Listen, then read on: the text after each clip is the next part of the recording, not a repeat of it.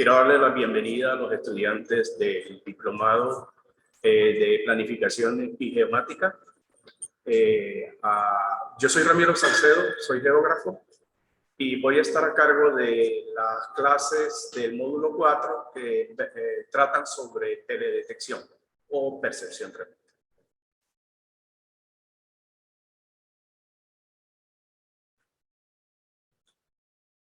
La primera clase va a versar sobre los aspectos generales de la teledetección, un poco para ponerlos a ustedes en contexto y darles una introducción a la materia. Este es el contenido de lo que vamos a ver en esta primera sección. El concepto, la definición de percepción remota, una pequeña reseña histórica para que conozcan del proceso evolutivo que ha tenido la teledetección a nivel mundial, qué ventajas tiene del uso de la percepción remota, algunas aplicaciones significativas, relevantes, y algo relacionado con el desarrollo y la investigación que se hace a nivel mundial en esta materia. Algunos conceptos. Chubieco, el profesor de la Universidad de Alcalá de Henares en España, la define como la teledetección espacial es aquella técnica que permite adquirir imágenes de la superficie terrestre desde sensores instalados en plataformas espaciales. También pueden ser plataformas aerotransportadas y más recientemente drones. Caldwell, por allá en 1997, dijo que la percepción remota o la teledetección es la medición o adquisición de información de alguna propiedad de un objeto o fenómeno mediante un dispositivo de registro que no está en contacto físico con el objeto o fenómeno bajo estudio. La American Society of Photogrammetry and Remote Sensing en 1997 la define como el arte, la ciencia y la tecnología de obtención de información fiable acerca de objetos físicos y el medio ambiente, a través del proceso de grabación, edición e interpretación de imágenes y representaciones digitales de patrones de energía derivados de un sistema sensor. En la parte izquierda de la lámina observamos un gráfico donde se observa el satélite, ya sea satélite, la plataforma, mejor dicho, ya sea orbital o suborbital, un avión o un satélite, y la forma como capta su sistema sensor o su instrumento los objetos en la Tierra. Se hace la pregunta, ¿es la teledetección una ciencia, una técnica o un arte? La teledetección es una herramienta o técnica, pero el uso de sensores para medir la cantidad de radiación electromagnética de un objeto o zona geográfica y luego extraer información confiable a partir de los datos, utilizando modelos matemáticos y estadísticos, le confiere un carácter científico. Entonces, en ese sentido, podemos decir que es una ciencia. Por otra parte, la interpretación visual de las imágenes se basa en conocimiento científico y en la experiencia del analista. Su combinación ha permitido que los analistas generen reglas empíricas para extraer información. De este modo, la interpretación es un arte y una ciencia. Eso lo veremos más adelante, eventualmente, cuando tratemos el tema de la interpretación de imágenes. Un sistema de teledetección espacial tiene estos componentes que se observan en la gráfica. Tenemos a la parte izquierda superior el sistema sensor, es decir, el satélite con sus cámaras. Tenemos la fuente de energía, que en el caso de los sensores ópticos es el sol, que ilumina los objetos en la Tierra. En el medio tenemos la atmósfera, tenemos una cobertura terrestre compuesta por muchos objetos. Tenemos el sistema de recepción en tierra, luego el procesamiento de los datos visual, digital y finalmente los usuarios finales. Veamos un poquito de historia, cómo se inicia toda esta ciencia. Por allá en 1858 el señor Tornachon inicia las primeras experiencias en teledetección, tomando fotografías en París desde un globo cautivo. Así comienzan a hacer la fotografía aérea.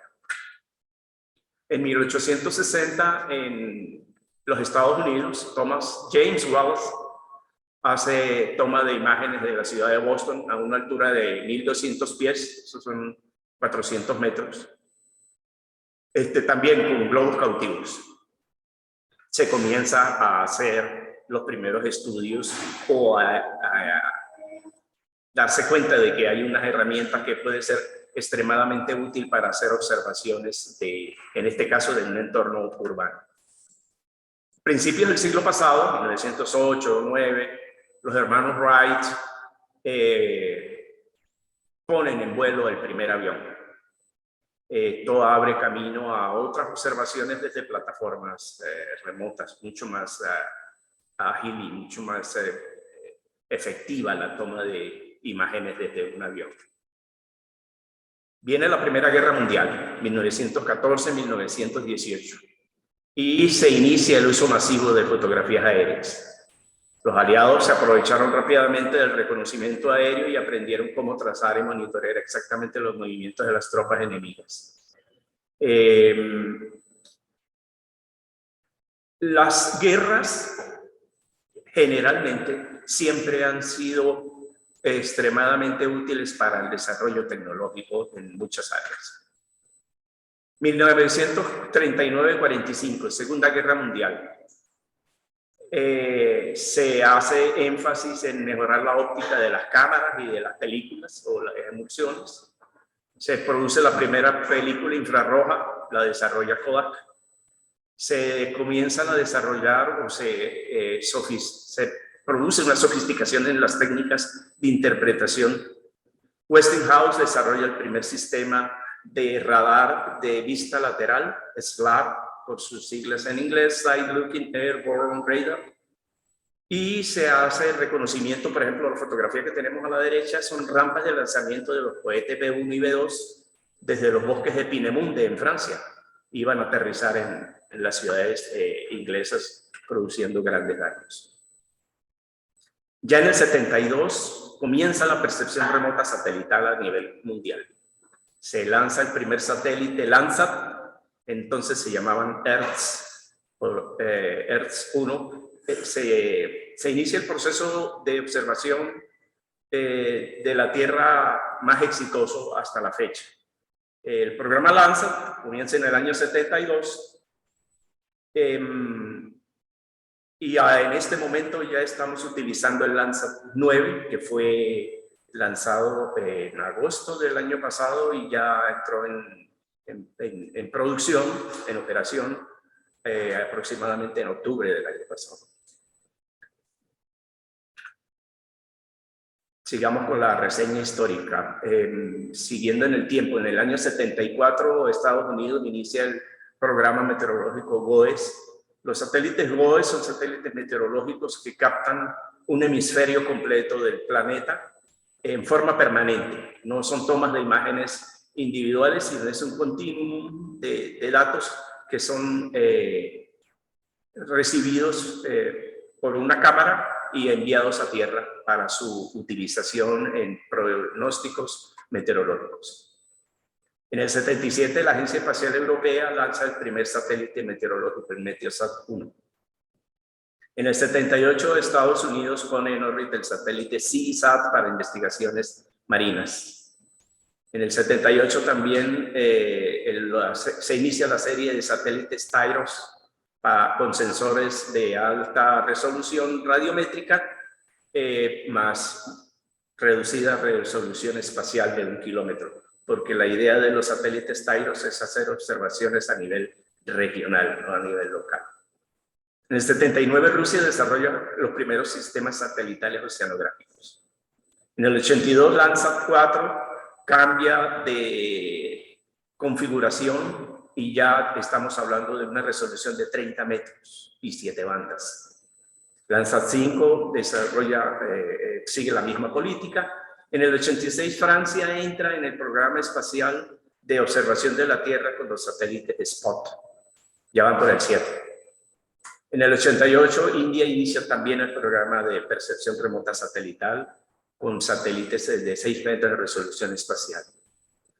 91, 92, los japoneses lanzan su programa espacial también. Para el 95, Canadá inicia su carrera espacial de observación de la Tierra, pero con radar, el radar SAT-1. En algún momento de nuestras clases estaremos enfatizando un poquito en radar. En el 98, ya después de Spot 1, 2, 3, entra en órbita y en operación Spot 4 con 10 y 20 metros de resolución espacial. Cuando se habla de 10 y 20 metros es porque el de 10 metros es un sensor pancromático, blanco y negro solamente, y que cubre todo el espectro visible del espectro electromagnético, y los 20 metros es multiespectral con 4 bandas. Luego veremos ejemplos de ello. En el 99 Landsat 7 entra en operación con resoluciones de 30 y 15 metros. 99 inicio de la misión Terra de la NASA con los satélites Terra y Aqua para observaciones oceanográficas y en tierra. En el 99 comienza la alta resolución espacial con el satélite Iconos a 1 metro y 4 metros. 2000 nos ve aparecer a Israel con la percepción remota, con el Eros 1 a 2 metros de resolución espacial. 2001, QuickBird, 61 centímetros de resolución espacial. QuickBird son las imágenes que ustedes ven cuando abren Google Earth. En el 2002, Spot 5 entra en operación con 2,5 metros de resolución espacial. La India sigue su carrera muy constante y continua. Los taiwaneses con Formosat 2, ya los taiwaneses actualmente están desarrollando y lanzando sus propios satélites. Japón en el 2006 sustituye su EARTH con el ALOS, una satélite multisensor. Tiene radar, tiene pancromático, tiene multiespectral y tiene para cartografía. Y sigue el proceso hasta nosotros, ya en el 2012, nuestro país pone en órbita con cohetería china el satélite Miranda, que es el BRSS-1 por Venezuela Remote Sensing Satellite 1, con resoluciones de 2,5, 10 y 16 metros en sus 3 sensores. Y luego en el 2017 entra en operación el satélite Sucre, BRS-2, disculpen el error, dice BRS-7. Y en este caso estamos hablando de una resolución de 1 metro y de 3 metros. Los procesos en teledetección se esquematizan como lo estamos viendo acá, ¿no? Uno analiza cuál es el estado del problema, se utiliza la lógica inductiva, deductiva y tecnológica para hacer este análisis, se hace la adquisición de los datos, el análisis de los mismos y la generación de la información para el usuario que la va a requerir. ¿Cuáles son los procesos en teledetección? La adquisición de datos in situ, hay varias maneras de hacerlo: levantamientos en campo, pruebas de laboratorio, bases de datos, datos auxiliares, y a la derecha, el cuadro de la derecha nos permite ver si utilizamos datos pasivos, es decir, datos tipo provenientes de cámaras, de videos, o si utilizamos datos pasivos de tipo digital.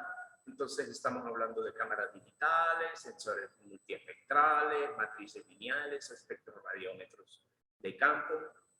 Y si estamos hablando de sensores activos, estamos hablando de microondas, o sea, radar, pero también de sensores tipo sonar o láser, como LIDAR, por ejemplo. En el caso del análisis de los datos, tenemos el procesamiento analógico o visual de la imagen, implica utilizar los elementos de interpretación y los criterios correspondientes para esa interpretación. Si hablamos de procesamiento digital de la imagen, estamos hablando de un preprocesamiento que implica correcciones radiométricas, geométricas, realces de contrastes, eso lo vamos a ver más en detalle adelante. Si hablamos de modelado, estamos hablando de modelado espacial, si hay realce de la imagen, ajuste de contraste, mejoramiento básicamente pictórico de la imagen para una mejor y más óptima interpretación.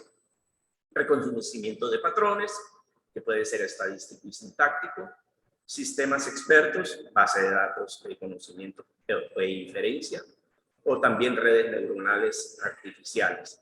Se hace la visualización científica y se validan hipótesis, lo cual nos lleva a la aceptación o al rechazo de la hipótesis.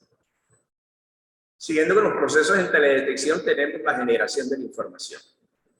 Si es analógica y digital, entonces tenemos las imágenes, los mapas de imágenes, los mapas temáticos, las bases de datos espaciales. Informes de error, geométrico, posicional, para conocer las características de precisión de la imagen.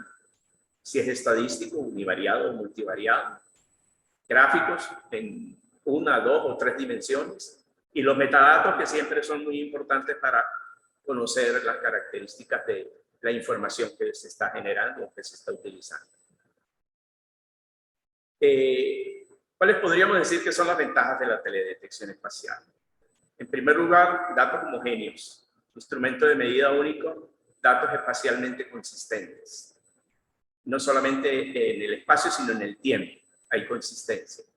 O, por ejemplo, en el caso de los datos adquiridos por la serie Landsat, desde el 1 hasta el satélite 9, tenemos que desde el año 1972 el planeta está cubierto hasta la fecha con datos más o menos con las mismas características, lo cual te permite trazar y desarrollar programas de observación coherentes y consistentes en términos de escala, etc. La cobertura global y sinóptica, todo el planeta, sitios remotos, permite hacer observaciones de geología, de relieve, del uso de la tierra, monitoreo de cultivos, etcétera, etcétera. Formato digital, permite integrar con otras fuentes de datos como modelos digitales de elevación, mapas temáticos, integrar en un sistema de información geográfica, etcétera. La frecuencia temporal, esto es importantísimo porque nos permite tener datos continuos, repetitivos, evaluar fenómenos dinámicos, hacer análisis multitemporal de eventos como por ejemplo inundaciones, en fin. Y por supuesto se pueden hacer aplicaciones interdisciplinarias que implican la interacción con diversos especialistas, no solamente de ciencias de la Tierra e informática, sino de otras disciplinas. Las aplicaciones de la teledetección se pierden de vista, ¿no? Sobre todo actualmente que tenemos muchas resoluciones espaciales, desde 100 metros hasta 30 centímetros. Pero digamos, las más relevantes a las que puedo hacer mención, tenemos la agricultura, el ordenamiento territorial, análisis de riesgos, seguimiento de riesgos, monitoreo de la vegetación, como por ejemplo los bosques y fenómenos asociados a ellos, como la tala, la deforestación. El área de defensa es, por supuesto, una de las que hacen mayor uso de estos sistemas de teledetección, porque cada vez son más dinámicos y permiten hacer el seguimiento a los objetivos que son de interés de un determinado país prácticamente en tiempo real. La cartografía y el catastro, por supuesto, son ciencias que se han visto altamente beneficiadas con la teledetección porque permiten, entre otras cosas, hacer la actualización cartográfica de una manera muchísimo más dinámica y con menor costo. Y por supuesto, la pesca se ve beneficiada por una serie de sensores y de satélites que están dedicados exclusiva o casi exclusivamente a ayudar en las labores de pesca a las flotas navieras de todos los países. Por ejemplo, un ejemplo de agricultura, en este caso estamos viendo una imagen del satélite Sucre sobre el sistema de riego de las aguas, y estos cuadritos que ven son las parcelas de cultivo de caña de azúcar alimentados por el sistema de riego de las aguas. La represa está en la parte superior izquierda. Y los canales son esas líneas de color más bien oscuro que se ve a cada lado de las parcelas en sentido norte-sur. Y los colores tienen que ver con el estadio en el que se encuentra cada parcela. Los tonos claros, blancos y rosados implican suelos desnudos con distintos grados de humedad. Los tonos verdes más oscuros, más claros, es la vegetación en distintos estadios de crecimiento. Y los verdes oscuros en forma lineal tienen que ver con bosques de galería de las quebradas y de los ríos que se encuentran en la zona. La minería, aquí vemos en un sitio del río Cunucunuma en el estado Amazonas, unas explotaciones mineras a lo largo a las orillas del río Cunucunuma. Los punticos blancos, las áreas, son áreas deforestadas que están siendo explotadas con minería y algunas poblaciones aledañas al río. Las tonalidades verdes continuas es bosque, selva continua. Otro ejemplo de minería, estos son unas minas de diamantes en Canadá, tomadas por un sensor de alta resolución espacial, donde se pueden apreciar las características de dicha explotación. En meteorología no se utilizan sensores de alta resolución espacial, sino de baja resolución tipo 1 kilómetro aquí, porque lo que se necesita es observar fenómenos de grandes dimensiones.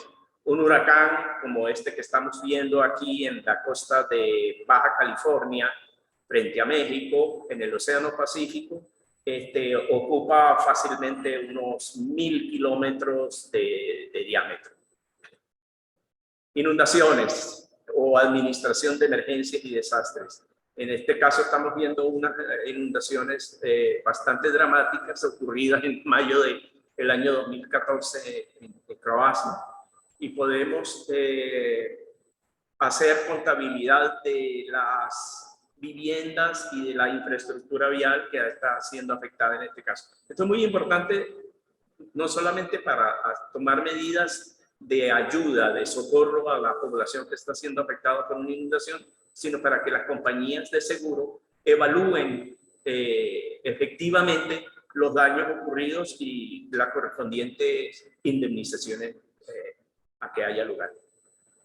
Siguiendo con la administración de emergencias y desastres, estamos viendo acá en la imagen de la izquierda, antes del evento, en 2008, unas inundaciones en La Plata, en Argentina. Esta es la ciudad de La Plata, aquí. Y a la derecha, el proceso de inundación que cubre una zona de la ciudad. Incendios. En este caso estamos hablando de incendios petroleros en Irak, en aquella oportunidad de la guerra del Golfo, y la dirección del viento está desplazando las grandes masas de humo producida por los incendios de los pozos petroleros hacia el suroeste. Aquí en nuestro país hemos utilizado la percepción remota para observar muchas cosas, muchos eventos. En el caso de la presencia de la lemna, esa planta que se produce en el lago de Maracaibo como producto de la gran carga de materia orgánica que se presenta eventualmente en el lago, las manchas verdes acá en lago de Maracaibo. Esta es una imagen del satélite Landsat. Es esta vegetación que se puede observar aquí, cubriendo completamente la superficie del lago. Explosiones, eventos volcánicos, etcétera, y las áreas que se están viendo afectadas como producto de la lava, de la erupción. La producción cartográfica, como les decía en el principio, se ha visto grandemente beneficiada porque se han desarrollado sensores a bordo de los satélites que permiten tomar 3 imágenes en forma simultánea con un ángulo distinto cada una de ellas, lo que permite generar el modelo de elevación correspondiente para hacer las curvas de nivel y para trabajar la materia de relieve y la materia de planimetría que componen un mapa cartográfico común y corriente. La actualización cartográfica también es un proceso que se ha visto altamente beneficiado gracias a la frecuencia alta con la que se puede obtener la información sobre un área determinada a la cual se va a someter a actualización cartográfica, y con los costos muchísimo más bajos que implican las tecnologías tradicionales de utilización de las fotografías aéreas.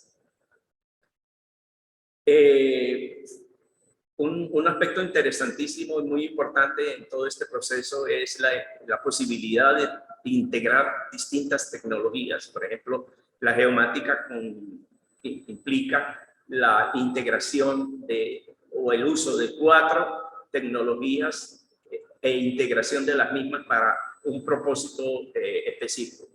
Estoy hablando de la teledetección, los sistemas de información geográfica, los sistemas globales de navegación satelital, conocemos mayormente el GPS porque es el que nos sirve, y la cartografía digital. Eso es integración de tecnologías. En investigación y desarrollo en teledetección se está haciendo mucho por mucha gente. La NASA, NOAA, los americanos son muy activos en esto desde principios de los años 70. Canadá, Europa, distintos países de Europa tienen distintos centros de investigación y desarrollo. Son famosos, por ejemplo, en Holanda el ITC, que es un centro de formación para alumnos del mundo entero en estas tecnologías. La Agencia Espacial Europea tiene desde el principio programas de educación y desarrollo. En Latinoamérica tenemos el INPE, el Instituto Nacional de Pesquisas Espaciales de Brasil, que es una referencia a nivel continental. CONAE actualmente está ya manejando 2 o 3 satélites de radar y han sido muy consistentes en el desarrollo de su política espacial de observación de la Tierra. En México tenemos el INEGI, el Instituto de Geografía Cubano, que está muy activo en el uso de la geomática. En Colombia, el Instituto Geográfico Agustín Codazzi. Los chilenos, los peruanos ya tienen sus propios satélites de observación de la Tierra, y sociedades como CELPER, la Sociedad de Expertos Latinoamericanos de Percepción Remota, agrupa a la gente de esta materia en todo el continente. Y acá en Venezuela tenemos la Agencia Espacial Venezolana, que es la ABAE, Agencia Bolivariana para Actividades Espaciales, que es la responsable del manejo de nuestros satélites y de desarrollar también aplicaciones. Y el Centro de Procesamiento Digital de Imágenes, creado en 1983, ha estado trabajando en el desarrollo de aplicaciones y proyectos y formación de personal en la materia de teledetección y en general en la materia de geomática. Con esto terminamos esta clase. Muchas gracias.